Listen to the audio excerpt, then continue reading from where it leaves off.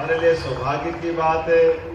कई जन्मों के पुण्य के बाद किसी देवस्थान की प्राण प्रतिष्ठा होती है और सोने पे सुहागा तब हो जाए जब प्राण प्रतिष्ठा के इस महोत्सव में विश्व पूज्य युग प्रधान दादा गुरुदेव श्रीमद राजेंद्र सुरेश्वर महाराज साहब एवं आचार्य ऋषभ चंद्र गुरु सुरेश्वर जी महाराज साहब के माध्यम से हमारी जैसे वंश परंपरा में अपने संतान से अमरता की प्राप्ति होती है, ऐसे संत परंपरा में गुरु के बाद शिष्य की परंपरा ये अमरता की निशानी होती है। और उस अमरता की निशानी में परम पूज्य गच्छाधिपति हृदयेश्वर महाराज साहब यहाँ विराजमान है। मैं पुनः आपका वंदन करता, अभिनंदन करता आप सबके माध्यम से।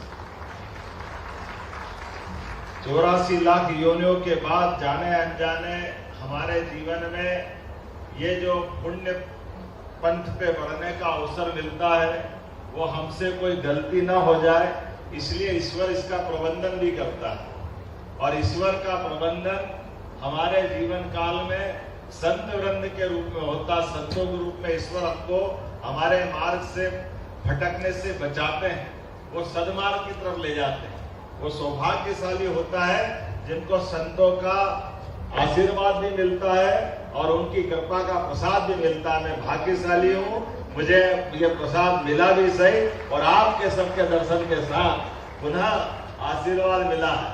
महाराज जी ने सही कहा कि 15 दिन का भी समय नहीं निकला और इतनी जल्दी मौका मिला है। जीवन में सारे राजनीतिक क्षेत्रों की जो कठिनाइयां होती है, लेकिन जैसे भीषण गर्मी के बीच अपने में से पसीने से लथपथ कोई पथिक घूमता घामता जा रहा हो और ऐसे में शीतल छाया का स्थान मिल जाए, शीतल जल मिल जाए, उसकी तुलना किसी से नहीं हो सकती, वो अमृत के समान होती है।